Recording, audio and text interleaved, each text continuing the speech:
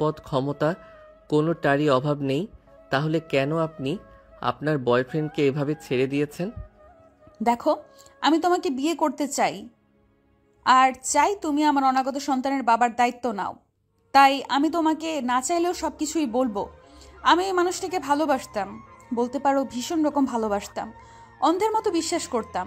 আর তাই তো সে যখন আমার সাথে ফিজিক্যাল রিলেশন করতে চাইলো, আমি না করতে পারিনি। কিন্তু সে আমার অবর্তমানে আরও কয়েকটা মেয়ের সঙ্গে এরকম কাজ করেছে, তাই আমি বাধ্য হয়ে তাকে ছেড়ে এসেছি। আমার সাথে বেইমানিটা আমি সহ্য করতে পারিনি, কিন্তু সমস্যায় পড়ে গেলাম এখন, কারণ আমি 5 মাসের প্রেগন্যান্ট। এখন আমি চাইলেও অ্যাবর্শন করাতে পারবো না, কারণ আমি ডাক্তার দেখিয়েছিলাম আর ডাক্তার বলেছে বাচ্চা বড় হয়ে গেছে, এখন অবর্শন করালে আমার ক্ষতি হবে। তাছাড়া ভুল আমরা দুজনেই করেছি, আমার অনাগত সন্তান কোনো ভুল করেনি। তাই আমি তাকে কোনো রকম শাস্তি দিতে পারি না। জীবন মৃত্যু আল্লাহর হাতে, আমি তাকে হত্যা করার মতো পরিকল্পনা কখনোই করতে পারি না। সবটাই বুঝলাম, কিন্তু যে মানুষটা আপনার সঙ্গে এত বড় অন্যায় করেছে তাকে আপনি কিভাবে এত সহজে ছেড়ে দিলেন? কারণ আমি যতদূর আপনার ব্যাপারে জেনেছি, এই অফিসে আসার পর থেকে আপনি প্রচণ্ড রাগী আর জেদি। আপনার জেদের কাছে পৃথিবীর সব কিছু হার মেনে তাহলে আপনি ওই মানুষটাকে কিভাবে ছেড়ে দিলেন? শোনো, আমরা মেয়ে মানুষ, আমরা বড়ই অদ্ভুত একটা প্রাণী। আমরা যাকে ভালোবাসি তার জন্য সব কিছুই করতে পারি।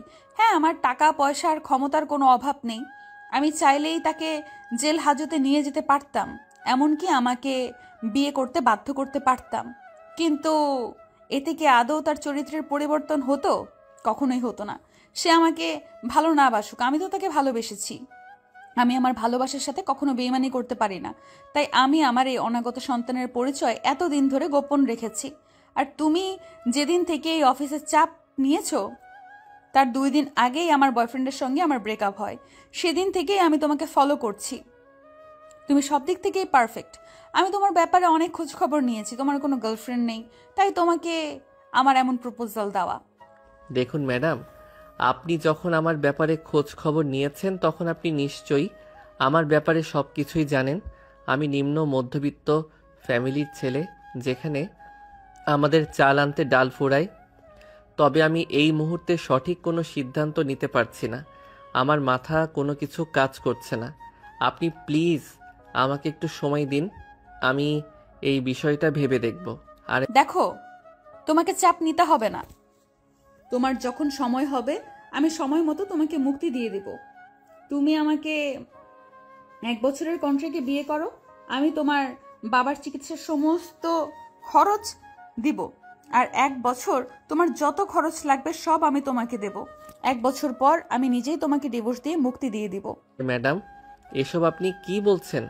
আপনার কথা আমার মাথায় একদমই ঢুকছে না, আমি কিছু বুঝতেই পারছি না। আপনার মাথা খারাপ হয়ে গেছে নাকি? শোনো, আমি তোমাকে সবটা বুঝিয়ে বলছি। আমি তোমাকে বিয়ে করব আর আমার বাবা মার সামনে তোমাকে আমার স্বামী হিসেবে পরিচয় দিব। তখন তারা বিয়ের প্রমাণ সহ দেখতে চাইবে। তখন আমি আমার কাবিনের কাগজ দেখাবো। আর 1 বছর পর আমি নিজেই তোমাকে ডিভোর্স দিয়ে দিব, যেটা আমার বাবা মা জানবে না। তারা জানবে তুমি আমাকে ছেড়ে চলে গেছো। আর যখন আমার অনাগত সন্তান নিয়ে প্রশ্ন উঠবে, তখন আমি সেটা তোমার সন্তান বলে চালিয়ে দিব। আশা করি তুমি আমার কথা বুঝতে পেরেছো। এটা শুনে আশিক বেশ কিছুক্ষণ চুপ করে রইল, আর তারপরেই প্রিয়াঙ্কাকে বলতে লাগলো। আবার আচ্ছা ঠিক আছে, কোনো সমস্যা নেই, আপনি যেভাবে বলবেন সেভাবেই হবে। আপনি চান আপনার অনাগত সন্তানের শুধু একটা পরিচয় হোক, এটা তো ঠিক আছে, কোনো সমস্যা নেই। আমি আপনার অনাগত সন্তানের দায়িত্ব নিলাম, তবে সেটা কিন্তু 1 বছরের কন্ট্রাক্ট। ঠিক 1 বছর পর কিন্তু আপনি না চাইলেও আমি আপনাকে ছেড়ে চলে যাব। তখন কিন্তু আপনি আমাকে কোনোভাবেই আর কোনো অজুহাতেই আটকে রাখার চেষ্টা করতে পারবেন না। যদি এমন কন্ট্রাক্টে আপনি রাজি থাকেন তাহলে আমি আপনাকে বিয়ে করতে পারি। আচ্ছা ঠিক আছে, ডিল ফাইনাল। তুমি যা বলেছো তাই হবে, তবে শুধুমাত্র আমি আমার অনাগত সন্তানের পরিচয় পেলেই হলো। এই বলে প্রিয়াঙ্কা আশিকের রুম থেকে বের হয়ে নিজের কেবিনে গিয়ে চলে গেল। আর ঠিক তখনই আশিকের নাম্বারে একটা ফোন আসলো। তার আম্মু তাকে ফোন করেছে। আশিক ফোনটা রিসিভ করলো, আর তখনই তার আম্মু বলতে লাগলো। কিরে বাবা, কি ব্যাপার? সে কখন থেকে তোকে ফোন দিচ্ছি, তুই ফোন তুলছিস না কেন? আম্মু আসলে একটা কাজে খুবই ব্যস্ত ছিলাম, তাই তোমার ফোনটা রিসিভ করতে পারিনি। আব্বুর এখন কি অবস্থা সেটাই বলো। কি আর বলবো বাবা, তোকে তো বললাম তোর বাবার শরীরের অবস্থা ভালো নয়। সকালবেলা ডাক্তার দেখেছে, বলেছে 1 সপ্তাহের মধ্যে যদি অপারেশন না করানো যায় তাহলে তোর বাবাকে আর বাঁচানো যাবে না। তুমি কোনো চিন্তা করো না আম্মু, আমি দেখছি কি করা যায়। আমি আমার কথা সাধ্যমতো চেষ্টা করছি। আমার মনে হয় আমি 1 সপ্তাহের মধ্যেই টাকা ম্যানেজ করে বাবার অপারেশন করাতে পারবো। কিন্তু কিভাবে কি সম্ভব আমি তো কিছুই বুঝতে পারছি না, কারণ এত টাকা আমরা কোথায় পাবো আর কিভাবে তোর বাবার অপারেশন করাবো? আম্মু আমি দেখছি ব্যাপারটা, তুমি কোনো টেনশন করো না। বাবাকে আমি বাঁচাবো, সেটা যেভাবেই হোক আর যে কোনো পরিস্থিতিতেই হোক। কারণ বাবা যদি আমাদের জীবনে না থাকে তাহলে আমাদের জীবনটা এত এলোমেলো হয়ে যাবে। বাবাকে আমাদের বাঁচাতেই হবে। আমি এখন ফোনটা রাখছি, তুমি বাবার পাশেই থেকো। এই বলে আশিক ফোনটা কেটে দিল। আর পরদিন সকালবেলা অফিসে আসতেই প্রিয়াঙ্কা আশিককে নিজের রুমে ডেকে নিল আর তারপরেই বলতে লাগলো, আমি কাল রাতে কাজের সঙ্গে কথা বলে রেখে এসেছি। আমরা 3-4 জন বন্ধু বান্ধব কেউ বলে রেখে এসেছি, ওরা আজ সকাল 10টায় কাজে অফিসে চলে আসবে। তুমি রেডি থেকো, আমরা আজকেই বিয়ে করব আর তারপরেই তোমাকে আমাদের বাড়িতে নিয়ে যাব। আচ্ছা ম্যাডাম, ঠিক আছে, কোনো সমস্যা নেই। তবে আপনাকে একটা কথা জিজ্ঞাসা করার ছিল আমার। হ্যাঁ বলো, কি বলবে? বিয়ের পর আমি কোথায় থাকবো? মানে আমাদের বাড়িতে থেকে নিয়মিত অফিস করব নাকি আপনাদের বাড়িতে থাকতে হবে? দেখো, আমি আমার মা বাবার সঙ্গে আমার বয়ফ্রেন্ডের ব্যাপারে আগেই বলেছিলাম। সে বেকার, কোনো কাজকর্ম করে না, তাই তোমাকে বিয়ের পর আমাদের বাড়িতেই থাকতে হবে। আর আমি তো তোমাকে বলেই দিয়েছি, টাকা পয়সা নিয়ে তোমাকে কোনো চিন্তা করতে হবে না। এই 1 বছরে তোমার যত টাকা লাগে সব আমি তোমাকে দেব। আচ্ছা ম্যাডাম, ঠিক আছে, কোনো সমস্যা নেই। এটা বলার পর প্রিয়াঙ্কা অধিকারী থেকে বের হয়ে নিজের কেবিনে চলে গেল। তার ঠিক প্রায় আধা ঘন্টা পর প্রিয়াঙ্কার পার্সোনাল অ্যাসিস্ট্যান্টকে দিয়ে আশিকের কেবিনে একটা বক্স পাঠিয়ে দিল। পিয়ন এসে আশিকের হাতে সেটা তুলে দিয়ে বলল, স্যার, ম্যাডাম বলেছে এটা পরে রেডি হতে নিতে। আচ্ছা ঠিক আছে, আমি রেডি হয়ে নেব, আপনি এখন আসুন। স্যার, ম্যাডাম আরও একটা কথা বলছে। হ্যাঁ বলুন, কি বলেছে? ম্যাডাম বলেছে এটা পরে তারপর একবার ম্যাডামের কেবিনে যেতে এই শেয়ারিংতে আপনাকে কেমন লাগছে সেটা ম্যাডাম দেখবে। যদি এটাকে আপনাকে ভালো না লাগে তাহলে অন্য একটা কিনে দেবে। আচ্ছা ঠিক আছে, কোনো সমস্যা নেই, আমি রেডি হয়ে চলে যাব, আপনি এখন আসুন। পিয়ন তখন আর কোনো কথা না বলে চুপচাপ সেখান থেকে বের হয়ে চলে গেল। আর এদিকে আশিক কেবিনের দরজাটা লাগিয়ে দিয়ে কেবিনের ভিতর ড্রেস চেঞ্জ করে নিল। আর তারপর প্রিয়াঙ্কার কেবিনে গেল। দরজার সামনে দাঁড়িয়ে নক করতেই প্রিয়াঙ্কা মাথা তুলে তাকায় আর উঠে দাঁড়িয়ে আশিককে দেখে বলতে থাকে, মাশাল্লাহ, তোমাকে তো অনেক সুন্দর লাগছে, একদম নায়ক নায়ক লাগছে। বিশ্বাস করো, এই মুহূর্তে তোমাকে দেখলে যে কোনো মেয়ে ক্রাশ খেয়ে যাবে আর তোমার সঙ্গে প্রেম করতে চাইবে। সত্যি বলছেন আমাকে অনেক সুন্দর লাগছে? হ্যাঁ বাবা, আমি একদম সত্যি কথাই বলছি। সত্যিই তোমাকে অনেক সুন্দর লাগছে, একদম সিনেমার হিরোদের মতো লাগছে। তুমি এখানে বসো, আমি ফোন করে দেখি আমার বান্ধবীরা কাজে অফিসে পৌঁছেছে কিনা। ওরা পৌঁছালে আমরা দুজন চলে যাব। বলেই প্রিয়াঙ্কা নিজের মোবাইলটা নিয়ে তার বান্ধবীর নাম্বারে ফোন দিল আর কি যেন কথা বলল। তারপর সে আশিককে বলতে লাগলো, দেখো, আমারও জীবনে অনেক ইচ্ছা ছিল আর 5টা মেয়ের মতো লাল টুকটুকি বেনারসি পরে পার্লার থেকে সেজে এসে তারপর বিয়ে করব। কিন্তু সেই ইচ্ছেটা আমার আর পূর্ণ হলো না। বাই দ্য ওয়ে, বিয়ে তো করছি, একটু সাজগোজ তো করতেই হবে। তুমি এখানে একটু বসো, আমি একটু রেডি হয়ে আসছি। এই বলে প্রিয়াঙ্কার কেবিনের পাশেই ছোট্ট একটা রুম, যেখানে প্রিয়াঙ্কা মাঝে মধ্যে ড্রেস চেঞ্জ করে বা কিসের পাকে, সেই রুমটাতেই চলে গেল। আর এদিকে আশিক প্রিয়াঙ্কার কেবিনে বসে অপেক্ষা করতে লাগলো প্রিয়াঙ্কা কখন বের হয়ে আসবে আর কখন প্রিয়াঙ্কাকে নিয়ে এসে বিয়ে করতে যাবে। দেখতে দেখতে প্রায় 1 ঘন্টা সময় চলে গেল। প্রায় 1 ঘন্টা পর প্রিয়াঙ্কা রেডি হয়ে ওই রুমটা থেকে বের হয়ে আসলো আর আশিকের সামনে দাঁড়িয়ে আশিককে বলতে লাগলো, আমার দিকে তাকিয়ে দেখো তো আমাকে কেমন লাগছে, বউ বউ লাগছে কিনা। এইটা বলতেই আশিক প্রথমবার প্রিয়াঙ্কার দিকে সুনজরে তাকালো। সে তো একদম হাবাগোবা, তার চোখ যেন পলক ফেলতেই ভুলে গেছে। সে প্রিয়াঙ্কার দিকে হা করে তাকিয়ে আছে। তখনই প্রিয়াঙ্কা তার চোখের সামনে আঙ্গুলে তুড়ি দিয়ে বলতে লাগলো, এই কি হলো? আমি তোমাকে কিছু জিজ্ঞাসা করেছি, তুমি আমার কথার উত্তর দিচ্ছ না কেন? না মানে আসলে আপনাকে সত্যি অনেক সুন্দর লাগছে, একদম অপসরীদের মতো। দেখো, মেয়েরা প্রশংসা করা পছন্দ করে, এটা একদম সত্যি কথা, কিন্তু তার মানে এই নয় যে তুমি আমার মিথ্যে প্রশংসা করবে। আসলে আমি দেখতে অতটাও সুন্দরী নই। কে বলেছে আপনি দেখতে সুন্দরী নন? আপনি দেখতে যথেষ্ট সুন্দরী এবং পরিপূর্ণ একজন নারী। আপনাকে দেখলে যে কেউ প্রেম করতে চাইবে, এমনটাই তো স্বাভাবিক। আর আমার মনে হয় সেই কারণেই আপনার বয়ফ্রেন্ড আপনাকে ব্যবহার করেছে। কথাটা বলতেই প্রিয়াঙ্কার মুখটা মুহূর্তের মধ্যে কালো মেঘে ছেয়ে গেল। আর এটা বুঝতে পেরে আশিক বলতে লাগলো, আই এম সো সরি। আমি বুঝতে পেরেছি আপনি আমার কথায় কষ্ট পেয়েছেন। আমি আসলে কথাটা আপনাকে ওভাবে বলতে চাইনি, মুখ ফসকে বেরিয়ে গেছে। প্লিজ এবারের মতো আমাকে ক্ষমা করে দেন। ব্যাপার না, আসলে সত্যি এটাই। জানো, তার সাথে আমার পরিচয় হয়েছিল একটা নাইট ক্লাবে। আমার বান্ধবীর সাথে সেদিন প্রথম গিয়েছিলাম। যদিও আমার এর আগে কখনোই নাইট ক্লাব বা অন্য কোনো জায়গায় সেভাবে যাওয়া হয়ে ওঠেনি, কারণ আমি যখন পড়াশোনা করতাম তখন দেশের বাইরে থাকতাম ঠিকই, কিন্তু সব সময় আমি আমার পড়াশোনা নিয়েই ব্যস্ত থাকতাম। আর আমার ছোট্ট একটা শখ ছিল, সেটা মাঝে মধ্যে গল্পের বই পড়তাম অবসর সময়ে। এইভাবেই আমার দিনগুলো ঠিকঠাক কেটে যেত। কিন্তু হঠাৎই বাংলাদেশে আসার পর আমার পুরনো বন্ধুদের সঙ্গে আবারও কথা হতে থাকে, আর তাদের একজনের সঙ্গে দেখা করার জন্যই আমি সেদিন রাতে নাইট ক্লাবে গিয়েছিলাম। আর সেই রাতেই ছিল আমার জীবনের দুর্বিষহ বিভীষিকাময় রাত। তখনই আমার জীবনে ওই মানুষটা আসে, আর মানুষটাকে প্রথম দেখাতেই আমি ভালোবেসে ফেলি। আর যখনই কিনা আমি জানতে পারলাম ওই মানুষটা আমাকে পছন্দ করে, আমাকে প্রপোজ করলো, তখন আর আমি তাকে রিজেক্ট করার সাহস পাইনি। আমিও তার সঙ্গে রিলেশনে যেতে রাজি হয়ে যাই। I am so sorry madam, আমি আপনাকে অতীতের ব্যাপারে কখনো কথা বলতে চাইনি, আর এইসব কথা মনে করানোর কোনো ইচ্ছেই আমার ছিল না। কিন্তু আনফর্চুনেটলি আমার মুখ দিয়ে কথাটা বের হয়ে গেছে। আপনি প্লিজ আমাকে ক্ষমা করে দেবেন। আরে, তুমি শুধু শুধু কেন নিজের উপর দোষ নিচ্ছ? আমি বললাম তো, কোনো ব্যাপার না। এমন কিছু মানুষের জীবনে হয়েই থাকে, আমি কিছু মনে করিনি। আর এটা নিয়ে তোমাকে এত ঘাবড়াতে হবে না, তুমি রিল্যাক্স হও। বলে প্রিয়াঙ্কা আশিকের সামনে থাকা চেয়ারে বসতে বলল আর নিজে নিজের চেয়ারে গিয়ে বসে পড়ল। আর ঠিক কিছুক্ষণ পরেই আবারও প্রিয়াঙ্কার বান্ধবী প্রিয়াঙ্কাকে ফোন দিলে প্রিয়াঙ্কা ফোনটা রিসিভ করতে অপর প্রান্ত থেকে শুনতে পেল, কি রে প্রিয়ঙ্কা, কি ব্যাপার, কোথায় তুই?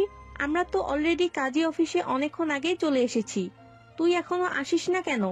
আরে দোস্ত, তুই যে কি বলিস না, এই জীবনে প্রথমবার বিয়ে করতে যাচ্ছি, একটু রেডি হবার তো ব্যাপার স্যাপার আছে। এই তো রেডি হচ্ছিলাম, তোরা 10 মিনিট বস, আমি 10 মিনিটের মধ্যে আশিককে নিয়ে পৌঁছে যাচ্ছি। এই বলে প্রিয়াঙ্কা ফোনটা কেটে দিল। আর এদিকে তার বন্ধুরা কাজী অফিসে বসেই তার জন্য অপেক্ষা করছিল। প্রিয়াঙ্কা আশিককে নিয়ে অফিস থেকে বের হয় আর গাড়িতে উঠে বসে ড্রাইভার তাদের দুজনকে দেখে একটু চমকে যায়। ড্রাইভার তাকে জিজ্ঞাসা করে, কি ব্যাপার ম্যাডাম, আপনি এভাবে নতুন বইয়ের মতো সেজে গুজে কোথায় যাচ্ছেন? নাকি আর উনি আপনার সাথে কেন যাচ্ছে? দেখুন, আপনি আমার ড্রাইভার, শুধু ড্রাইভারের জায়গাতেই থাকুন। আমার ব্যক্তিগত ব্যাপারে আপনাকে নাক গলাতে কেউ বলেনি। আর ও আমার সাথে যখন যাচ্ছে তখন নিশ্চয়ই কোনো একটা কাজেই যাচ্ছে। এরপর কিছু নিয়ে আপনার চিন্তা না করলেও চলবে। চলুন আপনি, আমি লোকেশন বলে দিচ্ছি। বলে প্রিয়াঙ্কা গাড়িতে উঠে বসলো আর ড্রাইভারকে গাড়ি স্টার্ট করতে বলল। ড্রাইভারও তখন প্রিয়াঙ্কার ধমকে আর কোনো কথা বলল না, চুপচাপ গাড়ি চালাতে শুরু করলো। প্রিয়াঙ্কা ড্রাইভারকে বলে কাজী অফিসের সামনে গাড়ি নিয়ে আসতে ড্রাইভারও কোনো কথা না বলে কাজী অফিসের সামনে সেই গাড়ি দাঁড় করালো। আর তারপর প্রিয়াঙ্কা আশিককে নিয়ে গাড়ি থেকে নামলো আর ড্রাইভারকে সেখানেই অপেক্ষা করতে বলল। প্রিয়াঙ্কার আশিককে নিয়ে কাজী অফিসের ভিতরে ঢুকে গেল, যেখানে তার বান্ধবীরা আগে থেকে অপেক্ষা করছিল। প্রিয়াঙ্কার কাজী সাহেবকে গতকাল রাতেই ফোনে সবকিছু বলে রেখেছিল, তাই কাজী সাহেব লেখাপড়ার সমস্ত ব্যাপার শেষ করে রেখেছিলেন। প্রিয়াঙ্কা সেখানে আসা মাত্রই কাজী সাহেবকে বলতে থাকে, কাজী সাহেব, আপনি সব কিছু ঠিকঠাক করে রেখেছেন তো? আপনাকে আমি ঠিক যেভাবে বলেছিলাম সেইভাবেই সমস্ত লেখা লিখেছেন তো? হ্যাঁ ম্যাডাম, আপনি আমাকে যেভাবে বলেছিলেন আমি ঠিক সেভাবেই সব কিছু লিখে রেখেছি। আপনি তো এমনটাই বলেছিলেন যে এখানে লেখা থাকবে 1 বছরের জন্য কন্ট্রাক্ট ম্যারেজ করেছেন আপনারা দুজনে, আর তার বিনিময়ে আপনার হাজবেন্ড তার 1 বছরের সমস্ত খরচাপাতি সহ তার বাবার অপারেশনের সমস্ত টাকা আপনি বহন করবেন। ওকে, ঠিক আছে, এবার বিয়ের সমস্ত নিয়ম রীতি শেষ করুন। ম্যাডাম, সেখানে সেরকম কোনো নিয়ম যদি নাই, আপনারা দুজনে রেজিস্ট্রেশন পেপারে সাইন করবেন আর কবুল করবেন, ব্যাস এতটুকুই হয়ে যাবে। আমি তো সেটাই বললাম, সেটাই শুরু করুন। আপনি এভাবে চুপ করে বসে আছেন কেন? তাড়াতাড়ি শুরু করুন, আমাদের হাতে সময় খুবই কম। বলতেই কাজী সাহেব আশিকের থেকে সাইন করিয়ে নিল, আর সেই সঙ্গে প্রিয়াঙ্কার কাছ থেকেও। তারপরেই কাজী সাহেব আশিককে উদ্দেশ্য করে বলতে লাগলো, আশিক সাহেব শুনুন, প্রিয়াঙ্কা চৌধুরী বাবা আশরাফ চৌধুরী, ঢাকা বনানী নিবাসী, আপনাকে 1 বছরের জন্য কন্ট্রাক্ট ম্যারেজ করতে চাই, যার বিনিময়ে আপনি পাবেন আপনার বাবার অপারেশন সমস্ত খরচ এবং সেই সঙ্গে আপনার 1 বছরের সমস্ত খরচ। আপনি কি এই প্রস্তাবে রাজি? রাজি থাকলে কবুল বলুন। কবুল, কবুল, কবুল। মাশাল্লাহ, আলহামদুলিল্লাহ। এবার ম্যাডাম আপনি কবুল বলুন। কবুল, কবুল, কবুল। যাক, আলহামদুলিল্লাহ। এখন থেকে আপনারা আগামী 1 বছরের জন্য বৈধ হাজব্যান্ড ওয়াইফ। আপনাদের এই বিয়ের সময়সীমা আগামী 1 বছর, তারপর আপনারা নিজ ইচ্ছায় নিজেদের মতো আলাদা হয়ে যেতে পারবেন এবং আলাদা থাকতে পারবেন। যদি আপনারা দুজনের সম্মতি থাকে এবং এটা মনে হয় যে আপনারা দুজন ডিভোর্স করতে চান না, সারা জীবন একসঙ্গেই থাকতে চান, তাহলে আমার সঙ্গে যোগাযোগ করবেন, আমি বাকিটা ব্যবস্থা করে দেব। আর যদি আপনারা আলাদা হয়ে যেতে চান, তাহলে আদালতে ডিভোর্সের জন্য আবেদন করবেন। ওকে, ঠিক আছে, কোনো সমস্যা নেই। আর বাকি কিছু নিয়ে আপনাকে কোনো চিন্তা করতে হবে না। আপনার কাজ শেষ। দোস্ত, এবার বাইরে চল। এই বলে প্রিয়াঙ্কা তার বান্ধবীদের নিয়ে কাজী অফিসের বাইরে এসে দাঁড়ালো। আর তখনই তার বান্ধবীরা সবাই একসঙ্গে প্রিয়াঙ্কাকে ধরে বসলো আর বলতে লাগলো, দোস্ত, নতুন বিয়ে করেছিস, এবার আমাদেরকে মিষ্টি খাওয়া। মিষ্টি তোদেরকে অবশ্যই খাওয়াবো, মিষ্টি তোদেরকে অবশ্যই খাওয়াবো। তোরা চল আমার সঙ্গে, তোরা যা খেতে চাইবি আমি সব কিছুই তোদেরকে খাওয়াবো। আজ তোদের জন্য আমার পকেট পুরো খোলা আছে। ও আচ্ছা, তাহলে তো ভালোই হলো। ঠিক আছে, তাহলে চল, আমাদেরকে নিয়ে কোনো 7 স্টার রেস্টুরেন্টে খাওয়াতে হবে কিন্তু। বলতেই প্রিয়াঙ্কা তাদেরকে গাড়িতে উঠতে বলল। আর তার বান্ধবীরাও তখন আর এক মুহূর্তও দেরি না করে গাড়িতে উঠে বসলো। তারপরেই প্রিয়াঙ্কা ড্রাইভারকে বলল শহরের সবচাইতে বড় 7 স্টার রেস্টুরেন্টে নিয়ে যেতে। ড্রাইভার সেখানে নিয়ে আসলো, আর তারপরে প্রিয়াঙ্কা তার বান্ধবী আর আশিককে নিয়ে রেস্টুরেন্টের ভিতরে ঢুকে গেল। তার বান্ধবীরা নিজেদের মতো ইচ্ছা মতো খাবার, প্রিয়াঙ্কা তাদের সবাইকে নিয়ে খাওয়া দাওয়া করলো, বিল পরিশোধ করলো। খাওয়া দাওয়া শেষে সবাই একসঙ্গে বসে আছে। তখনই প্রিয়াঙ্কার বান্ধবী হঠাৎ করে আশিককে উদ্দেশ্য করে বলতে লাগলো, দুলা ভাই, আপনি কিন্তু জিতছেন। আমার বান্ধবীর মতন একটা মেয়েকে নিজের বউ হিসেবে পেয়েছেন, যার অর্থ সম্পদ টাকা পয়সা কোনো কিছুর কমতি নেই, সেই সঙ্গে যথেষ্ট রূপবতী বউ। তবে আপনাদের জন্য একটু কষ্ট লাগছে, কেন জানেন? আপনারা 1 বছরের জন্য কন্ট্রাক্ট ম্যারেজ করেছেন, তাই যদি আপনারা সারা জীবনের জন্য একসঙ্গে থেকে যেতেন তাহলে একটা বেস্ট কাপল হতো। সো সরি, বাট কিছুই করার নেই, কারণ আমি ঝামেলায় পড়েছি। আর এই ঝামেলা থেকে উদ্ধার হওয়ার জন্য এটা আমার প্রয়োজন ছিল, তাই করেছি। তবে এই ব্যাপারে আমি আমার ফ্যামিলিকে কোনো দিনই জানাতে পারবো না। যদি আমার ফ্যামিলিকে এসব ব্যাপারে নিয়ে জানাই, তাহলে তারা আমাকে একজন ব্যর্থ সন্তান হিসেবে আখ্যায়িত করবে, যেটা আমি হতে চাই না। কোনো ব্যাপার না, তুমি এসব কিছু নিয়ে একদম চিন্তা করো না। আমি যখন তোমাকে কথা দিয়েছি তখন আমি কথা রাখবো। আমার প্রয়োজন আমার অনাগত সন্তানের একজন বাবা, আর তোমার প্রয়োজন টাকা। আমারটা আমি পেয়ে গেলে তোমারটা তোমাকে দিয়ে দেব।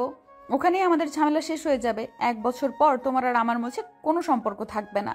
হ্যাঁ ম্যাডাম, আপনি যেমনটা বলবেন। তখনই প্রিয়াঙ্কা আশিককে উদ্দেশ্য করে বলতে থাকে, এই যে দেখো, তোমার সঙ্গে কিন্তু এখন আমার বিয়ে হয়েছে, এখন আমরা স্বামী স্ত্রী। এখন তুমি আমাকে তুমি করেই বলবে। তাছাড়া আমি যখন তোমাকে নিয়ে আমাদের বাড়িতে যাব, তখন যদি তুমি আব্বু আম্মুর সামনে আমাকে আপনি করে কথা বলো, তাহলে তারা এই বিষয়টা নিয়ে সন্দেহ করবে। আমি চাই না আমার মা বাবা এই বিষয়টা নিয়ে কোনোভাবে কোনো রকম সন্দেহ করুক। তারা যেন এই বিষয়টাকে খুব সহজে একসেপ্ট করে নেয়। আচ্ছা ঠিক আছে, কোনো সমস্যা নেই। বাসায় গিয়ে আমি আপনাকে তুমি করেই বলবো। আপনার মা বাবা কিংবা আত্মীয় স্বজন কাউকে আমি কখনো এটা বুঝতে দেব না যে আমি আপনার কন্ট্যাক্ট করা জামাই। অতঃপর প্রিয়াঙ্কা আশিক দুজনেই তার বান্ধবীদের বিদায় দিয়ে প্রিয়াঙ্কাদের বাসার উদ্দেশ্যে রওনা দিল। প্রায় ঘন্টা খানেক লাগলো বাসায় এসে পৌঁছাতে। কলিং বেল চাপ দিতেই প্রিয়াঙ্কাকে এরকম লাল শাড়ি পরে নতুন বউয়ের মতো সাজুগুজু করা দেখে একটু অবাক হয়ে জিজ্ঞাসা করেন। কি রে মা, আমি তো ব্যাপারটা কিছুই বুঝতে পারলাম না। তুই এমন নতুন বউদের মতো শাড়ি পরে আছিস কেন? প্রিয়াঙ্কা তখন একটু থেমে গিয়ে তারপরেই তার আম্মুকে বলতে লাগে। আম্মু, আসলে আমি বিয়ে করে ফেলেছি। মানে কি এসবের? মাথা খারাপ হয়ে গেছে নাকি? তুই আমাদের সঙ্গে মজা করছিস? আমি তো কিছুই বুঝতে পারছি না। আম্মু, আমার মাথা খারাপ হয়নি, আর আমি তোমার সঙ্গে কোনো মজা করছি না। যা সত্য তাই বলছি। সত্যি সত্যি আমি বিয়ে করে ফেলেছি। এই দেখো, এটা তোমাদের জামাই। দেখো বাবা, ফাজলামোর একটা লিমিট আছে। তুই কিন্তু এখন একদম লিমিট ক্রস করে, তোকে সে কবে থেকে আমরা বলেছি বিয়ে করার জন্য, কিন্তু তুই বিয়ে করতে রাজি হচ্ছিস না। দেখো আম্মু, তুমি যদি বিশ্বাস না করো তাহলে সত্যিই আমার কিছু করার নেই, কিন্তু যেটা সত্য সেটাই বলছি। আমি এতদিন তোমাদের পছন্দ করা ছেলেকে বিয়ে করিনি, কারণ আমি তোমাদেরকে বলেছিলাম আমি একটা ছেলেকে পছন্দ করি আর ভালোবাসি। তার সঙ্গে আমার একটু ঝামেলা হয়েছিল, এই কারণে এই কয়েকদিন যোগাযোগ বন্ধ ছিল, কিন্তু আজ সব মিটমাট হয়ে গেছে, তাই আমরা বিয়ে করে একবারে চলে এসেছি। কথাটা শোনা মাত্রই প্রিয়াঙ্কার আম্মু অজ্ঞান হয়ে ফ্লোরে পড়ে যেতে চাইলে প্রিয়াঙ্কা তাড়াতাড়ি করে তার আম্মুকে ধরে ফেলে আর সোফায় নিয়ে বসায়। মুখে পানি ছিটা দেওয়ার কিছুক্ষণ পরেই প্রিয়াঙ্কার আম্মুর জ্ঞান ফিরে আসে। আর তখনই প্রিয়াঙ্কার আম্মু চিৎকার দিয়ে প্রিয়াঙ্কার বাবাকে ডাকতে থাকেন। প্রিয়াঙ্কার বাবা তখন নিজের রুমে বসে কাজ করছিলেন। প্রিয়াঙ্কার আম্মুর এমন করে চিৎকার শুনে তিনি দৌড়ে চলে আসেন ড্রয়িং রুমে। সেই দিকেই প্রিয়াঙ্কা আর আশিক দুজনকে একসঙ্গে বর বউ ভেসে থাকা দেখে তিনি নিজেকেই প্রশ্ন করতে থাকেন। কি রে মা, কি এগুলো? আমি তো কিছুই বুঝতে পারছি না। তখন প্রিয়াঙ্কা তার বাবাকেও একই কথা বলে। এই কথা শুনে প্রিয়াঙ্কার বাবা কোনো কথা না বলেই ধপাস করে সোফায় বসে পড়েন। প্রিয়াঙ্কা তখন তার বাবার বাসায় গিয়ে বসলো আর তার বাবার হাত দুটো ধরে বলতে লাগলো। দেখো বাবা, তোমরা তো সবসময় চাইতে আমি ভালো থাকি। তোমরা তো এই সব কিছু করেছো সারা জীবন ধরে শুধুমাত্র আমার জন্যই। তাহলে আমি যেখানে ভালো থাকবো সেখানেই আমার থাকা উচিত, তাই নয় কি? হ্যাঁ রে, না সেটা না হয় বুঝলাম, কিন্তু তাই বলে তুই আমাদের একমাত্র মেয়ে। তোমাকে নিয়ে আমাদের মনে কত আশা, কত স্বপ্ন। তুই এভাবে আমাদের কাউকে কোনো কিছু না জানিয়ে হুট করে বিয়ে করে একদম জামাই নিয়ে বাড়িতে চলে আসবি, এটা তো আমরা কোনোদিন কল্পনাও করিনি। দেখো বাবা, সব সময় সব কিছু পরিকল্পনা করে চিন্তা ভাবনা করে ঠান্ডা মাথায় সিদ্ধান্ত নিয়ে হয় না। আমাদের জীবনে এমন অনেক পরিস্থিতি আসে যখন কিনা আমাদেরকে হুটহাট করেই কোনো সিদ্ধান্ত নিতে হয়। আর আমারও এরকমটাই মনে হয়েছিল। আমার ঠান্ডা মাথায় চিন্তা ভাবনা করে তারপর সিদ্ধান্ত নেওয়ার মতো সময় আর পরিস্থিতি কোনোটাই ছিল না, তাই আমি হুট করেই বিয়েটা করে নিয়েছি। প্লিজ বাবা, মন খারাপ করো না, আমাদের দুজনকে মেনে নাও। দেখ মা, এটা তোর কাছ থেকে কখনোই আশা করিনি আমরা। কবে থেকে তোর জন্য বিয়ের সম্বন্ধ করছি, একটু ওকে বলছি বিয়ে করার জন্য, কিন্তু তুই কোনোভাবেই রাজি হচ্ছিস না। আর এখন আমাদেরকে না জানিয়ে এভাবে বিয়ে, তুই আমাদেরকে বলতি তুই কাউকে পছন্দ করিস, তাহলে আমরা বড় করে অনুষ্ঠান করে তারপর তোর বিয়ে দিতাম। তখন প্রিয়াঙ্কা তার বাবার হাত দুটো ধরে আবারও বলতে থাকে। দেখো বাবা, যা হওয়ার তা হয়ে গেছে, সেটা নিয়ে চিন্তা করলে তো আর চলবে না। এখন আমাদের ভবিষ্যতের দিন কিভাবে যাবে, ভবিষ্যতে কি হবে না হবে, সেসব কিছু নিয়ে চিন্তা করতে হবে। এই বলে তার বাবা অনেক অনুনয় বিনয় করতে থাকে যাতে তার মা বাবা দুজনেই আশিককে মেনে নেয়। বেশ কিছুক্ষণ চুপ থাকার পর প্রিয়াঙ্কার বাবা বলতে থাকে। আচ্ছা ঠিক আছে, যা হওয়ার তা তো হয়ে গিয়েছে, এখন তো আর সেই সব কিছু নিয়ে চিন্তা করে কোনো লাভ নেই। এখন ভবিষ্যতের দিন কিভাবে যাবে সেটা নিয়েই চিন্তা করতে হবে। হ্যাঁ বাবা, তুমি একদম ঠিক কথাই বলেছ। এখন আমাদেরকে সেই সব কিছু নিয়ে পড়ে থাকলে হবে না। এখন ভবিষ্যতের দিন আমাদের কিভাবে যাবে সেটা নিয়েই চিন্তা করতে হবে। তাছাড়াও বাবা, তোমাদেরকে আরও একটা খুশি সংবাদ দেওয়ার আছে। আবার কি খুশির খবর? তুমি বিয়ে করে নিয়েছো, এটাই তো আমাদের কাছে সবচাইতে বেশি খুশির খবর। এর চাইতে আর খুশির খবর কি হতে পারে? সেটা এটার চাইতেও আরো অনেক বেশি ইম্পর্ট্যান্ট বাবা। বাবা, আমি প্রেগন্যান্ট। মানে এসব তুই কি বলছিস? তোর মাথা খারাপ হয়ে গেছে দেখছিস? সম্পূর্ণরূপে তুই আজকেই বিয়ে করলি, আর আজকের মধ্যে কিভাবে প্রেগনেন্ট হয়ে গেলি সেটাই তো আমি বুঝতে পারছি না। এখনো তো তোদের বাসর পর্যন্ত হলো না, তাহলে কিভাবে কি? আসলে বাবা, আমি তোমাদেরকে কোনো কিছুই এ পর্যন্ত জানাইনি। যতক্ষণ পর্যন্ত আশিকের সঙ্গে আমার সম্পর্ক সম্পূর্ণরূপে ঠিক না হচ্ছিল, ততক্ষণ পর্যন্ত আমি তোমাদেরকে কোনো কিছুই জানাতে চাইছিলাম না। আমরা দুজনেই ক্লোজ রিলেশনশিপে ছিলাম। আমি তখন প্রেগনেন্ট হয়ে যাই। তখন আশিককে বিষয়টা জানানোর পর সে আমাকে এটা অপারেশন করিয়ে ফেলতে বলে, তাই আমাদের মাঝে ঝামেলা হয়। আর সেজন্যই আমরা দুজন এতদিন আলাদা ছিলাম। আর এখন আমাদের মাঝে মনোমালিন্যটা মিটে গেছে, তাই আমরা বিয়ে করে নিয়েছি। এটা বলেই প্রিয়াঙ্কা আশিকের দিকে তাকিয়ে আশিককে চোখ টিপ দিয়ে তার বাবাকে কনভিন্স করার কথা বলে, তখনই আশিক তার বাবার কাছে এসে তার বাবার হাত দুটি ধরে বলতে থাকে, হ্যাঁ বাবা, প্রিয়াঙ্কা একদম ঠিক কথাই বলেছে। আসলে আপনি তো আমাদের দুজনকে দেখেই বুঝতে পারছেন আমাদের মাঝে একটু এইজ গ্যাপ আছে, তাই আমি চাইছিলাম না আমাদের মাঝে এরকম কিছু হোক।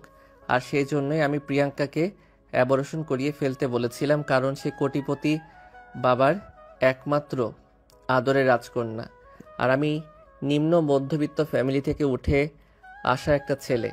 তার উপর আবার আমার মা বাবা আত্মীয় স্বজন বলতে কেউ নেই, আমার বাড়িঘর কোনো কিছুর কোনো ঠিক ঠিকানা নেই, এতিমখানায় বড় হয়েছি। হ্যাঁ বাবা, তোমাকে তো আমি আগেই বলেছিলাম, বড়লোকদের বকে যাওয়া ছেলেদের আবার কখনোই পছন্দ ছিল না। আর আমি এরকম পরিচয়হীন একটা ছেলেকে ভালোবেসে বিয়ে করতে চেয়েছিলাম, কারণ আমাদের তো টাকা পয়সা, এই এত সম্পদ, কোনো কিছুরই কোনো অভাব নেই। তবে আমাকে সঠিকভাবে ভালোবাসবে, শুধুমাত্র আমার উপরেই আসক্ত থাকবে এমন কাউকে আমি আমার জীবনে পেতে চেয়েছিলাম, যার পুরো পৃথিবী জুড়ে শুধু আমি থাকবো।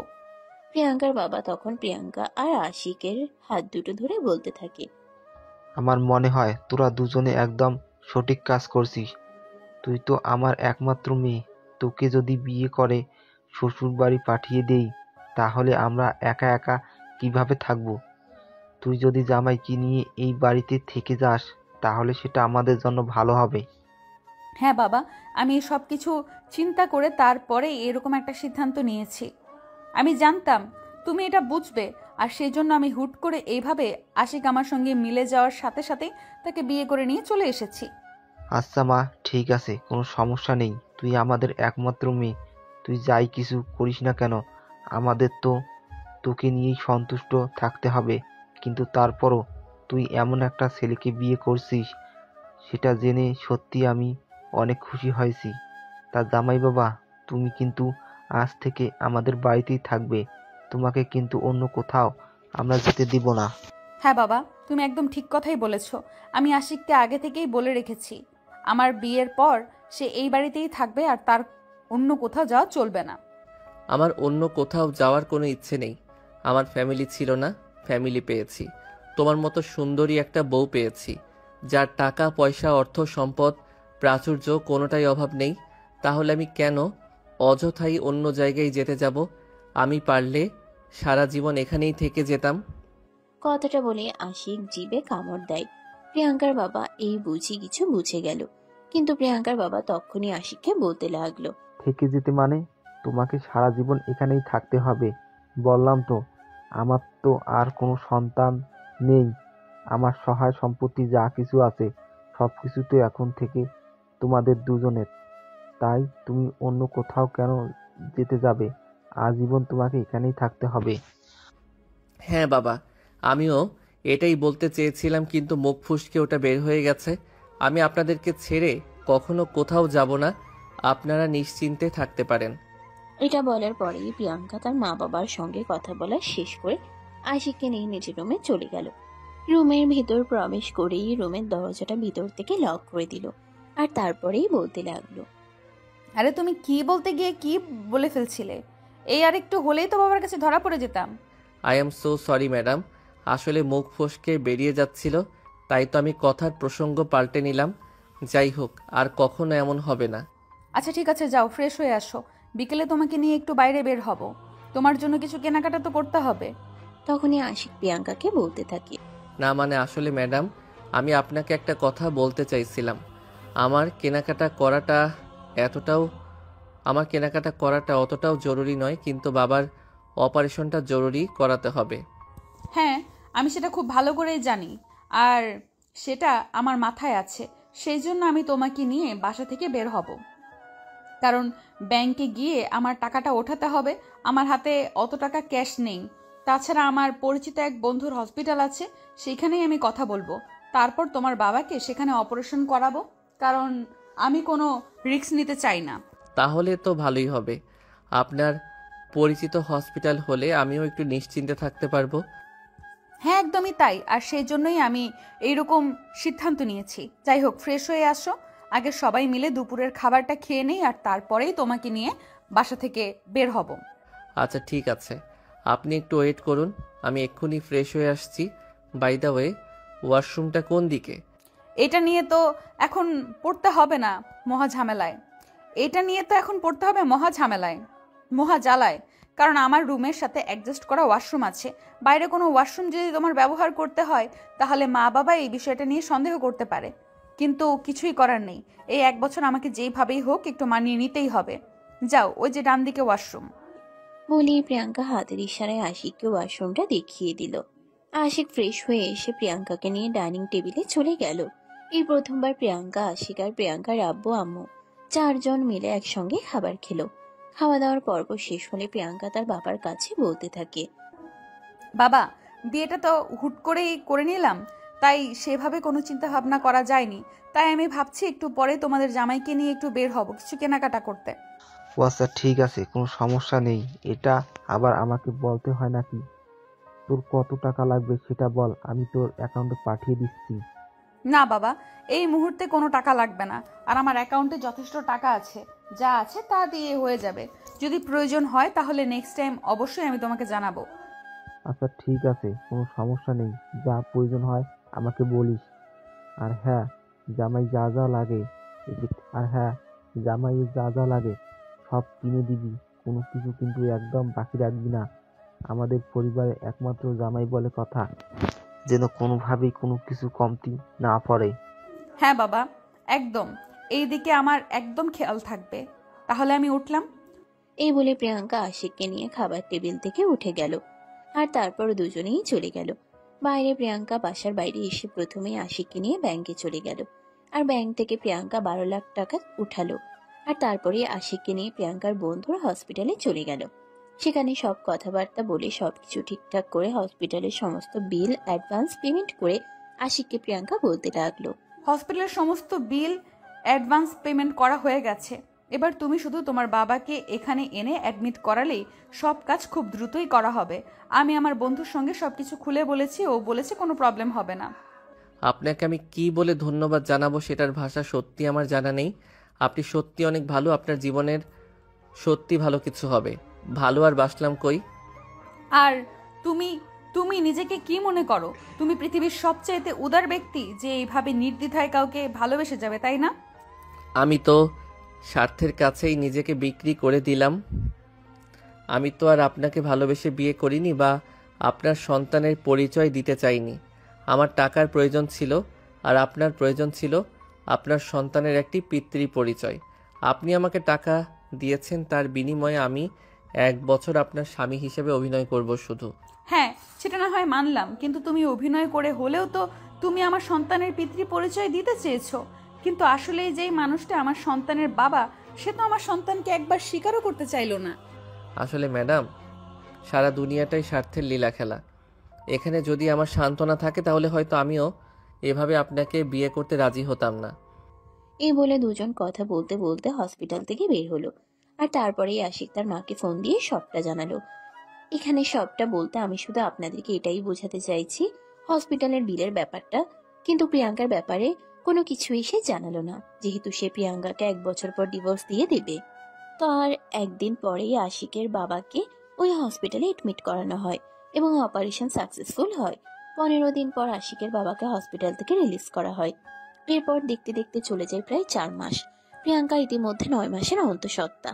অফিসের কাজ সামলানো তার জন্য একটু টাফ হয়ে গেছে। তাই প্রিয়াঙ্কার বাবা সেদিন খাবার টেবিলে বলতে লাগলো, দেখ মা, এই সময়টাতে প্রত্যেকটা মেয়েই নিজের একটু বিশ্রাম দেওয়ার প্রয়োজন, এক্সট্রা কেয়ার এর প্রয়োজন হয়। তাই আমি বলছি কি, আগামী 6-7 মাস 2 বাসায় থাকা, অফিসের দিকটা না হয় আমি সামলে নেব। বাবা, তুমি পারবে না। তোমার এখন বয়স হয়েছে। আমার এখনো সেরকম কোনো বয়স হয়নি। তুমি চেয়েছিলে বলেই তোমাকে অফিসের দায়িত্ব আমি নিজের হাতে তোমাকে দিয়েছিলাম। কিন্তু আমি একজন পুরোদম্বর ব্যবসায়ী। অফিসের দিকটা আমি ঠিকঠাক সামলে নিতে পারবো। তোমাকে এই সব কিছু নিয়ে কোনো চিন্তা করতে হবে না। তুমি এই ৬-৭ মাস বাসায় থাকবে এবং সম্পূর্ণ রেস্টে থাকবে। তারপর প্রিয়াঙ্কার বাবা প্রিয়াঙ্কাকে আর কোনো কথাই বলতে দিল না। আর এদিকে প্রিয়াঙ্কাও তার বাবার সঙ্গে তর্ক করার মতো মেয়ে নয়। তার বাবার কথা সে চুপচাপ মেনে নিল, কারণ হাজার হোক সে একজন মেয়ে, আর মেয়েদের এই সময়টাতে সত্যিই বিশ্রামের খুবই প্রয়োজন হয়। দেখতে দেখতে আরো 15 দিন সময় কেটে গেল। হঠাৎ করেই প্রিয়াঙ্কার ডেলিভারি পেইন উঠল। প্রিয়াঙ্কার শরীর ক্রমশ খারাপ হতে লাগলো। বিছানায় ছটফট ছটফট করতে শুরু করলো। সে নিজেকে কোনোভাবেই আর স্থির রাখতে পারছিল না। আশিক তার পাশে বসা ছিল, তার হাত দুটো ধরে কান্না করছিল। সেজন্য প্রিয়াঙ্কার যন্ত্রণা আর সহ্য করতে পারছিল না। তখনই সে প্রিয়াঙ্কার বাবাকে ফোন দিয়ে সবটা জানায়।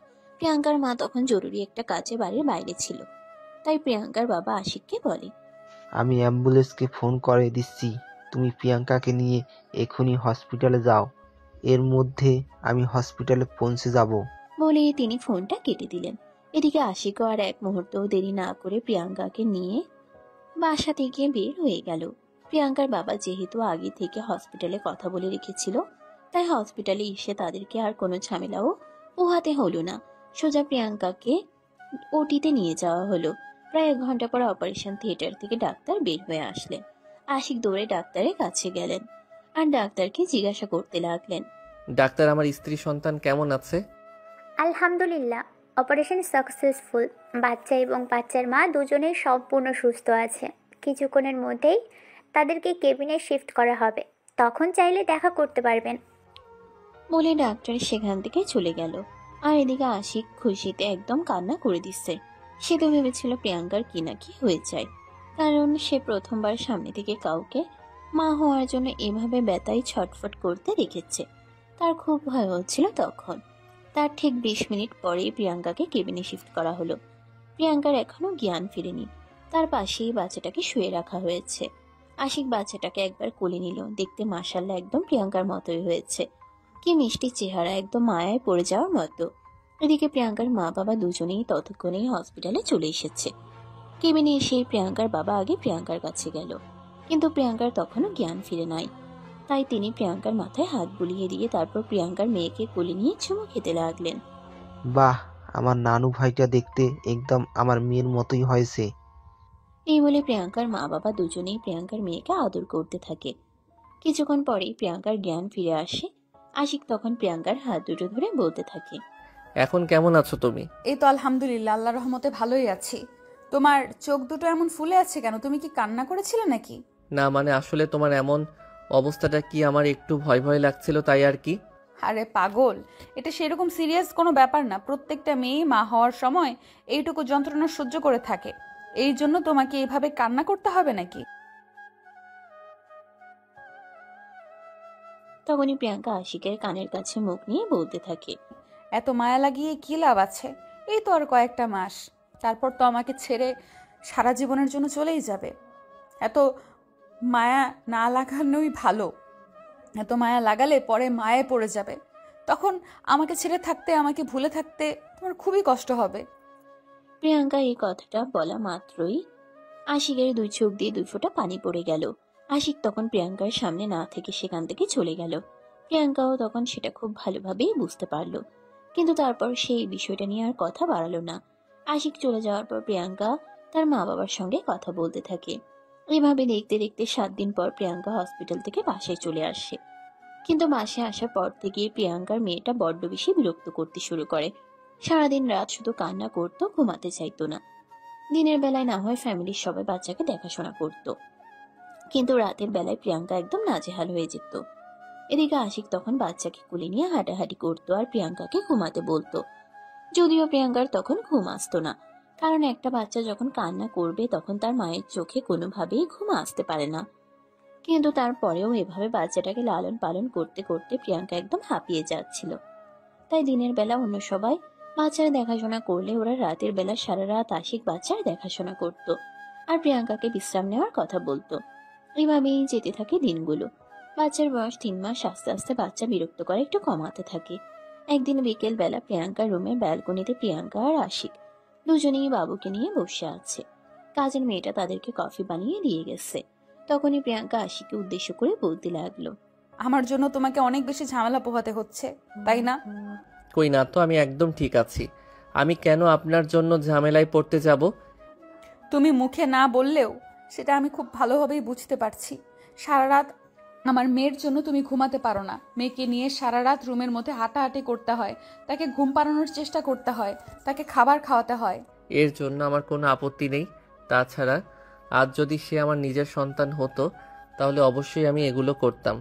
তাছাড়া আপনি নিজেই তো একটা কথা বলেছেন, অপরাধ করলে আপনি এবং আপনার বয়ফ্রেন্ড দুইজনে মিলে করেছেন। আপনার বাচ্চা কোনো অপরাধ করেনি, তাই তার প্রতি আমার কোনো অভিযোগ নেই। সে একজন নিষ্পাপ শিশু। তাকে আমি যদি ভালো না বাসি তাহলে সেটা আমার পাপ হবে। তুমি সত্যিই অনেক ভালো। তোমার জীবনে ভালো একজন মানুষ আসুক, যে তোমাকে ভালোবাসা দিয়ে আগলে রাখবে। আমি না হয় শুধু আমার প্রয়োজনেই ব্যবহার করে নিলাম, তোমায় ভালোবেসে ধরে রাখতে পারলাম না। যদি তোমার মতো একজন কাউকে জীবনে ভালোবাসতে পারতাম আর ভালোবেসে ধরে রাখতে পারতাম, তাহলে হয়তো আমার জীবনটা পরিপূর্ণ হয়ে যেত।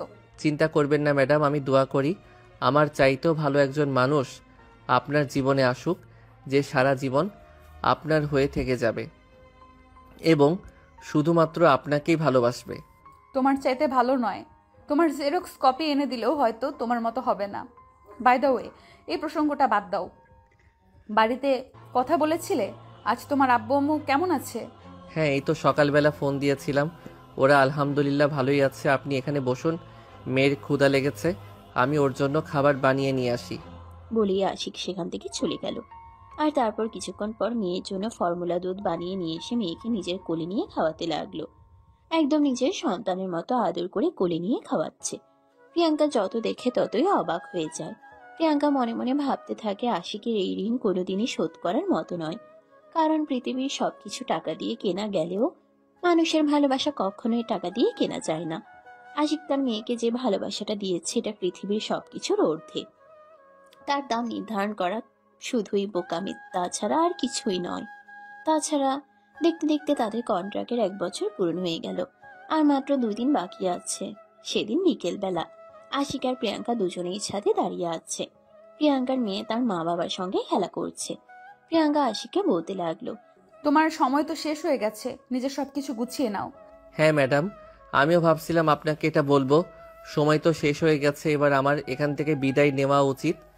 এই বলে দুজন গল্প করতে থাকে। আর কিছুক্ষণের মধ্যেই প্রিয়াঙ্কার মা প্রিয়াঙ্কাকে ডাকতে থাকে, মেয়ের ক্ষুধা লেগেছে এই জন্য। তারপরে দুজনেই নিচে চলে যায়। 2 দিন পর সকালবেলা আশিক নিজের সমস্ত জিনিসপত্র গুছিয়ে নিয়ে সবাই ঘুম থেকে ওঠার আগেই বাড়ি থেকে বের হয়ে চলে গেল তার নিজ গন্তব্যে। সকালবেলা ঘুম থেকে উঠেই প্রিয়াঙ্কার মা প্রিয়াঙ্কার মেয়ের কান্নার আওয়াজ শুনতে পেলেন। যদিও প্রিয়াঙ্কার মেয়ে প্রতিদিনই এই সময় জেগে যায়, আর আশিক তখন তাকে কান্না থামায়, ফিডিং করায়, তাই তিনি বিষয়টা নিয়ে আর সেরকম মাথা ঘামালেন না। তিনি ভাবলেন আশিক ঘুম থেকে উঠে মেয়েকে ঠিক সামলে নেবে, কিন্তু কান্না ক্রমশ বেড়েই চলছিল। কান্না থামার কোনো নামগন্ধ নেই। তাই তিনি নিজের রুম থেকে বের হয়ে প্রিয়াঙ্কার রুমের কাছে আসেন।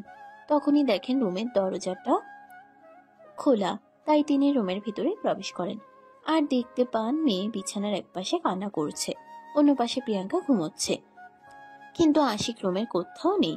ওয়াশরুমেরও দরজা খোলা, তার মানে ওয়াশরুমেও নেই।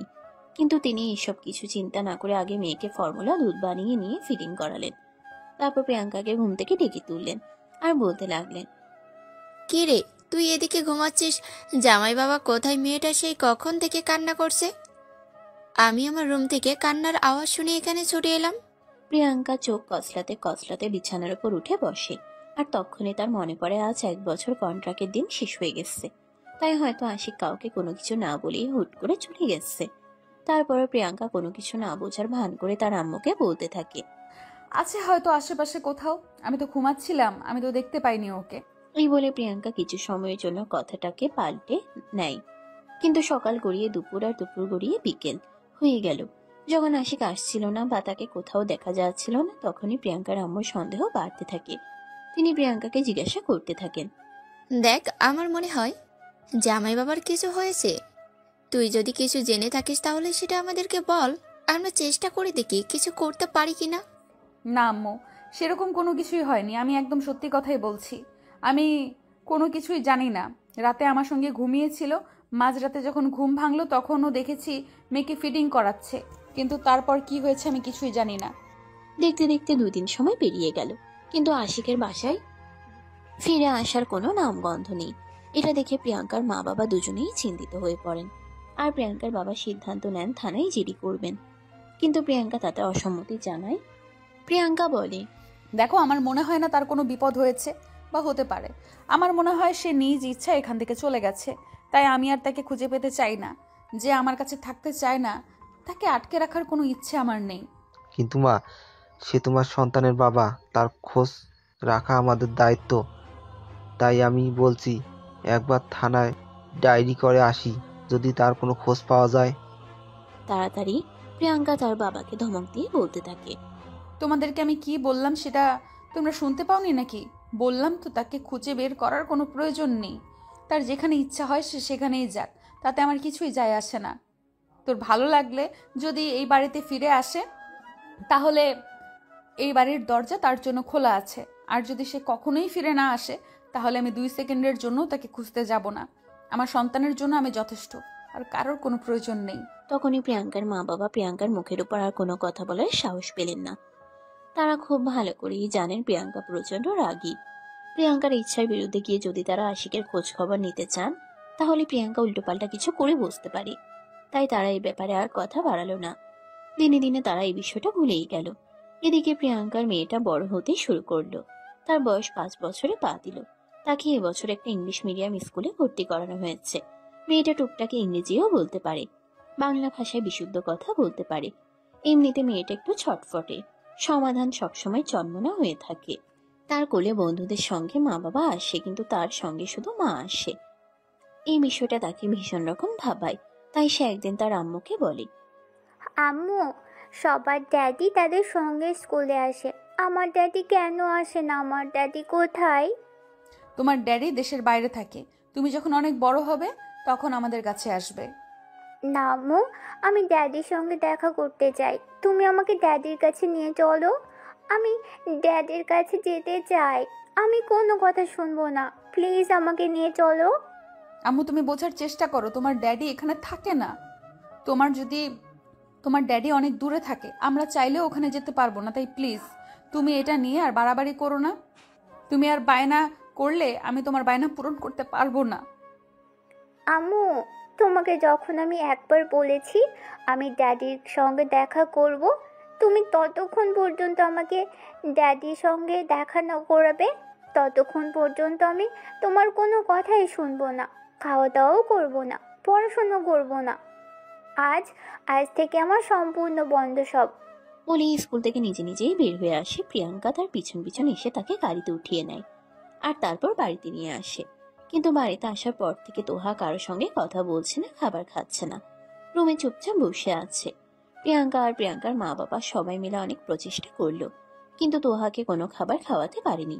তখনই প্রিয়াঙ্কার মা প্রিয়াঙ্কাকে বলতে লাগলো, কিরে প্রিয়াঙ্কা, তোহার কি হয়েছে? ও খাবার খাচ্ছে না কেন? এভাবে জেদ দেখাচ্ছে কেন? আম্মু, তোহা তার ড্যাডির সঙ্গে দেখা করতে চাইছে। এখন আমি তার ড্যাডিকে কোথা থেকে এনে দেব? আরে, এই তো পড়লাম মহা ঝামেলায়।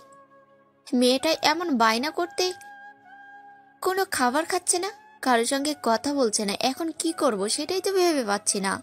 এভাবে চলতে থাকলে তো মেয়েটা একদম অসুস্থ হয়ে পড়বে। তখন কি করব? আমি কিছু বুঝতে পারছি না আমি কি করব, আর এই মুহূর্তে কি করা উচিত সেটাও ভেবে পাচ্ছি না। তখনই তোহা তার আম্মুর কোলে উঠে বলতে লাগলো, আম্মু, ড্যাডি কোথায়? তুমি আমাকে ড্যাডির কাছে নিয়ে যাও। আমি এখানে আর এক মুহূর্ত থাকবো না। মামুনি, তুমি খাবারটা খেয়ে নাও, তারপর আমি দেখছি তোমার ড্যাডিকে ফোন দিব, আমাদের সঙ্গে দেখা করতে আসতে বলবো। আমি তোমার কথা বিশ্বাস করি না। যতক্ষণ পর্যন্ত তুমি আমাকে ড্যাডির কাছে নিয়ে না যাবে, ততক্ষণ পর্যন্ত ড্যাডিকে আমায় না দেখাবে, ততক্ষণ পর্যন্ত আমি তোমার সঙ্গে কোনো কথাই বলবো না। আমি নানা ভাইয়ের কাছে যাচ্ছি। নানা ভাইকে বলবো, সে যদি আমাকে ড্যাডির কাছে নিয়ে না যায় তাহলে আমি এই বাড়ি থেকেই চলে যাব, অনেক দূরে চলে যাব। তোহা মামুনি এভাবে জিদ করে না। তুমি আমার কথা শোনো। আমি যে তোমাকে বললাম আমি তোমাকে তোমার ড্যাডির কাছে নিয়ে যাব, কিন্তু তুমি আমার কথা শুনছো না কেন? খাবারটা খেয়ে নাও, তারপর তোমাকে নিয়ে যাব। কিন্তু তোহা তার আম্মুর কোনো কথাই শুনল না। দৌড়ে সেখান থেকে প্রিয়াঙ্কার বাবার রুমে চলে গেল। প্রিয়াঙ্কার বাবা তখন নিজের রুমে বসে বসে টিভি দেখছিলেন। তখনই তোহা দৌড়ে গিয়ে তার নানু ভাইয়ের কোলে উঠলো আর বলতে লাগলো, নানা ভাই, আমার ড্যাডি কোথায়? আমি আমার ড্যাডির কাছে যাব। হঠাৎ তুমি এমন কথা বলছো কেন আম্মা? কোথায়? মামার কাছে যাও, মাম্মার সাথে সময় কাটাও। রিপিট। আমি তোমাকে যেটা প্রশ্ন করেছি তুমি আমার সেই কথার উত্তর দাও। আমি অন্য কোনো কথা শুনতে চাই না। বলো, আমার ড্যাডি কোথায়? আমি ড্যাডির কাছে যেতে চাই। তোমার ড্যাডি আমাদের ছেড়ে অনেক দিন আগেই চলে গেছেন, যেটা তোমাকে কখনো বলা হয়নি। তোহা তখন আর সেখানে এক মুহূর্তও দাঁড়ালো না। সোজা রুমে চলে আসলো আর কান্না করতে লাগলো। এভাবে দুদিন চলে গেল। তোহা খাবার খায় না, কারোর সঙ্গে কথা বলে না। ইতিমধ্যে তার শরীর খুব খারাপ হয়ে গেল। মেয়েটা প্রচন্ড জেদি, একদম তার মায়ের মতো। যখন কোনো কিছু বলবে তখন যতক্ষণ পর্যন্ত সেটা করতে না পারবে তার আগেই রেহাই নেই। আচ্ছা, এক ফোঁটা পানি পর্যন্ত মুখে তুলছে না। কোনো পর্যন্ত তার ড্যাডি আসবে ততক্ষণ পর্যন্ত সে কিছুই খাবে না। ডাক্তারের কাছে নিয়ে যাওয়া হলো। তার অবস্থা ক্রমশ খারাপ হচ্ছিল। ডাক্তারও হাল ছেড়ে দিচ্ছিল। তাকে কোনোভাবেই কোনো কিছু খাওয়ানো যাচ্ছিল না। ডাক্তারকে শহরে নামকরা এক হসপিটালে নিয়ে যাওয়ার কথা বললেন প্রিয়াঙ্কা। আর এক মুহূর্তও দেরি না করে ওই হসপিটালে নিয়ে গেল। ডাক্তারের সিরিয়াল নেওয়া হয়েছে। সবাই ওয়েটিং রুমে বসে তোহাকে নিয়ে অপেক্ষা করছে। বেশ কিছুক্ষণ পর তোহার সিরিয়াল আসলো। প্রিয়াঙ্কা তোহাকে নিয়ে কেবিনের ভিতরে প্রবেশ করলো। এদিকে ডাক্তার তখন নিচের দিকে তাকিয়ে বলতে লাগলো, পেশেন্ট নেম প্লিজ। কণ্ঠটা প্রিয়াঙ্কার বড্ড চেনা। প্রিয়াঙ্কা ডক্টরের দিকে ফিরে তাকালো। তার চোখ স্তব্ধ হয়ে গেল। এটা সে কাকে দেখছে? হুবহু আশিকের মতো দেখতে। আশিকই তো এটা। প্রিয়াঙ্কা কোনো কথা বলছে না, হাঁ করে আশিকের দিকে তাকিয়ে আছে। তখনই আশিক উপরের দিকে ফিরে তাকায় আর প্রিয়াঙ্কাকে দেখে উঠে দাঁড়িয়ে বলতে থাকে, ম্যাডাম আপনি এখানে কি হয়েছে? I am so sorry. আমি এখানে এসে তোমাকে বিরক্ত করতে চাইনি, তবে আমার মেয়েটার জেদের কাছে তোমাকে হার মানতে হয়েছে। ম্যাডাম কি হয়েছে আমি কিছুই বুঝতে পারছি না। আপনি প্লিজ খুলে বলুন। আর এটাই কি আমাদের মেয়ে, মানে স্যার আপনার মেয়ে তোহা? হ্যাঁ, এটাই আমার মেয়ে তোহা। ওকে একটা ইংলিশ মিডিয়াম স্কুলে ভর্তি করিয়েছি গত কয়েকদিন আগে। হঠাৎ করেই আমার কাছে তার ড্যাডির ব্যাপারে জানতে চাইছে। আমি কোনো কিছু বলতে পারিনি বিধায় সে জিদ করে বসে আছে। খাবার খাচ্ছে না, কারোর সঙ্গে কোনো কথা বলছে না। তাই মেয়েটা অনেক বেশি অসুস্থ হয়ে পড়েছে। একটা হসপিটালে ভর্তি করিয়েছিলাম, কিন্তু সেখানে চিকিৎসা করারও হাল ছেড়ে দিয়েছে এবং তোমার কাছে নিয়ে আসতে বলেছে। বলতেই আশিক এক মুহূর্ত দেরি না করে তোহাকে প্রিয়াঙ্কার কোল থেকে নিজের কোলে নিল আর তারপর বলতে থাকলো, সরি আপনার মেয়ে তোহা। কি ব্যাপার মামুনি, কি হয়েছে? আমি এগুলো কি শুনছি? তুমি ঠিকমতো খাবার খাচ্ছ না কেন? এভাবে অসুস্থ হয়ে পড়ে থাকলে চলবে? আমার কথা শোনো, তুমি এক্ষুনি খাবার খাবে। যদি তুমি আমাকে আমার ড্যাডির কাছে নিয়ে না যাও তবে আমি খাবার খাবো না। এই যে তোমার দিকে তাকিয়ে, এই যে আমার দিকে তাকিয়ে দেখো, আমি তোমার ড্যাডি। বলতেই তোহার মুখে এক চিলতে হাসি ফুটলো আর সে আশিককে শক্ত করে জড়িয়ে ধরে বলতে লাগলো, তুমি সত্যি বলছো তুমি আমার ড্যাডি? হ্যাঁ মামুনি, আমি একদম সত্যি কথাই বলছি। আমি তোমার ড্যাডি। চলো এক্ষুনি আমি তোমাকে নিয়ে বাইরের রেস্টুরেন্টে যাব, আর তারপর দুজনে মিলে একসঙ্গে বসে খাবার খাবো। হ্যাঁ, যদি তাই চলো। আচ্ছা, তুমি আমাকে একটা কথা বলো। আমার মাম্মা আমাকে মিথ্যা বলে কেন বলেছিল? আসলে মামুনি, এখানে তো আমি তোমার দাদা ভাই আর দিদনের কাছে থাকি, তাই তোমার মাম্মা তোমাকে মিথ্যা কথা বলেছিল। কিন্তু আমার বিশ্বাস হচ্ছে না। তুমি সত্যি আমার ড্যাডি তো? তুমি আমাকে খাবার খাওয়ানোর জন্য মিথ্যা বলছো না তো? আমি কিভাবে তোমাকে বিশ্বাস করতে পারি? তখনই আশিক দেয়ালে টাঙানো একটা ছবি, যেখানে আশিক, প্রিয়াঙ্কা আর তোহার ছোটবেলার একটা ছবি টাঙানো আছে, সেটা তোহাকে দেখিয়ে বলল, এদিকে তাকাও, দেয়ালে টাঙানো ছবিটা দেখতে পাচ্ছ? এটা কি তুমি চেনো? হ্যাঁ, এই ছবিটা আমি চিনি। এই ছবিটা একবার আমি মাম্মামের ফোনে দেখেছি। একটা মাম্মাম আর একটা তুমি আর বেবিটা আমি। হ্যাঁ তুমি একদম ঠিক কথাই বলেছ। তোমাদের কাছ থেকে চলে আসার পর এই ছবিটা আমার কাছে ছিল। যেহেতু তোমার অন্য কোনো স্মৃতি আমার কাছে ছিল না, তাই আমি প্রতিদিন তোমার এই ছবিটা থেকে তাকিয়ে থাকতাম আর মনে মনে ভাবতাম যেদিন তুমি বড় হবে সেদিন তুমি নিজেই আমার সঙ্গে দেখা করতে আসবে, আর আজকেই আমার সেই খুশির দিন চলে এসেছে। তাহলে এতদিন তুমি আমার কাছে যাওনি কেন? জানো তুমি তোমাকে আমি কতটা মিস করেছি। মামনি, বললাম তো আমি এখানে তোমার দাদা ভাই আর দিদুনের কাছে ছিলাম। ওদের শরীরের অসুস্থ, তাই আমি ওখানে যেতে পারছিলাম না। আই এম সো সরি মা। আচ্ছা ঠিক আছে, আমি তোমাকে এই শেষবারের মতো ক্ষমা করে দিলাম, কিন্তু আর কখনো এমন করবে না। আর আমি তোমাকে ফেলে কোথাও যাব না। আমি এখানেই তোমার সঙ্গে থাকবো, দাদা আর দিদির সঙ্গে থাকবো। তুমি আমাকে আমাদের বাড়িতে নিয়ে চলো। আমি আর নানা বাড়িতে থাকবো না। ওখানে থাকতে আমার একদম ভালো লাগে না।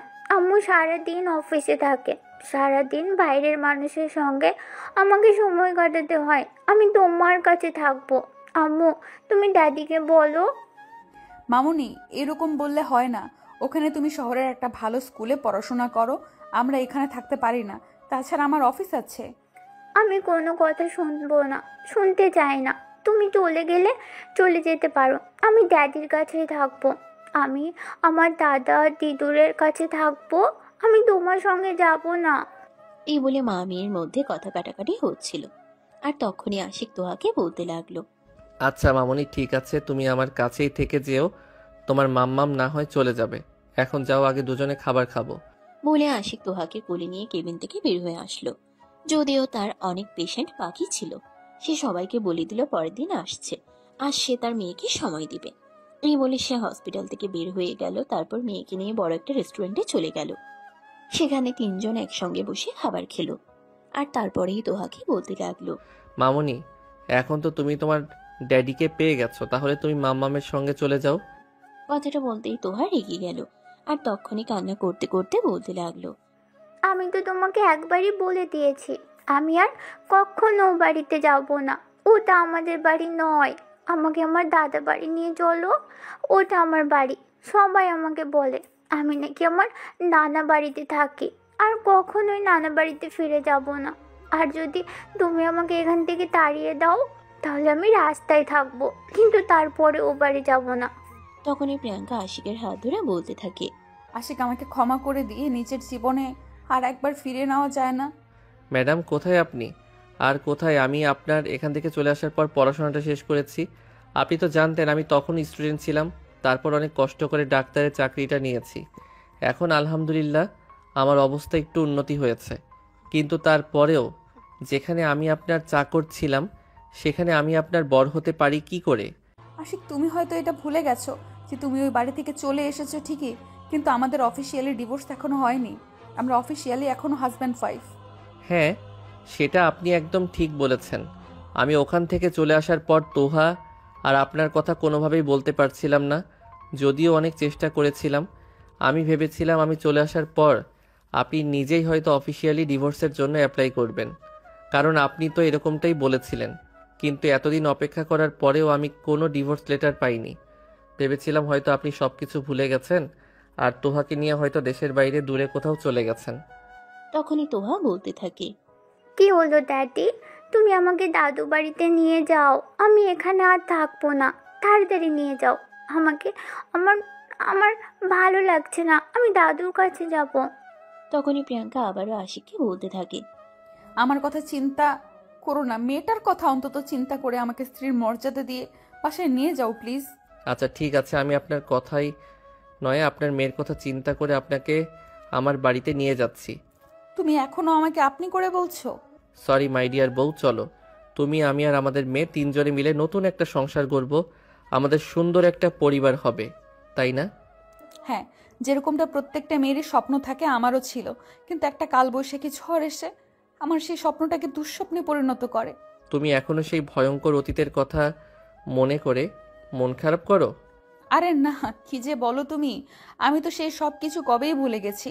এখন শুধু তুমি বলছো বলেই মনে পড়ে গেল। তবে একটা কথা বলি, এখন কিন্তু আমি আমার অধিকার চাইবো। মানে? এখন তো তোমার সঙ্গে আমার কন্ট্রাক্ট ম্যারেজ। তখন তো তোমার সঙ্গে আমার কন্ট্রাক্ট ম্যারেজ হয়েছিল। তুমিও আমাকে নিজের স্ত্রীর রূপে চাওনি, আমিও তোমাকে নিজের স্বামীর রূপে চাইনি। এখন কিন্তু অবশ্যই আমি আমার অধিকার আদায় করে নেব।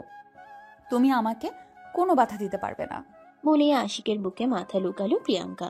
আশিকও তাকে শক্ত করে জড়িয়ে ধরে কপালে আলতো করে একটা চুমু খেলো। আর তখনই পাশ থেকে তোহা বলতে লাগলো, কি মজা কি মজা, দাদি মাম্মামকে চুমু খেয়েছে। এটা শুনেই প্রিয়াঙ্কা পড়ে গেল মহালজ্জায়। এদিকে আশিক তখন তোহাকেও কোলে নিয়ে তাকেও চুমু খেলো। আর তিনজনে হাসি আনন্দে মেতে উঠল। তারপরে আশিক প্রিয়াঙ্কাকে তার বাড়িতে নিয়ে গেল। আর সবাই মিলে সুখে শান্তিতে জীবন কাটাতে লাগলো। সুপ্রিয় ভিউয়ার্স, আমাদের আজকের গল্পটা এই পর্যন্তই ছিল। আশা করি গল্পটার মধ্য দিয়ে আপনাদেরকে একটু হলেও ভালো লাগা উপহার দিতে পেরেছি। গল্পটি আপনাদের কাছে কেমন লেগেছে ছোট্ট একটা কমেন্টে জানাবেন। আর নিত্য নতুন ভালোবাসার গল্প পেতে আমাদের চ্যানেলটিকে সাবস্ক্রাইব করবেন। সবাই ভালো থাকবেন, সুস্থ থাকবেন। আবারও দেখা হবে নতুন কোনো এক ভালোবাসার গল্পে। সে পর্যন্ত সবাই অপেক্ষায় থাকুন। এ পর্যন্ত সাথে থাকার জন্য ধন্যবাদ। আল্লাহ হাফেজ। সমাপ্ত।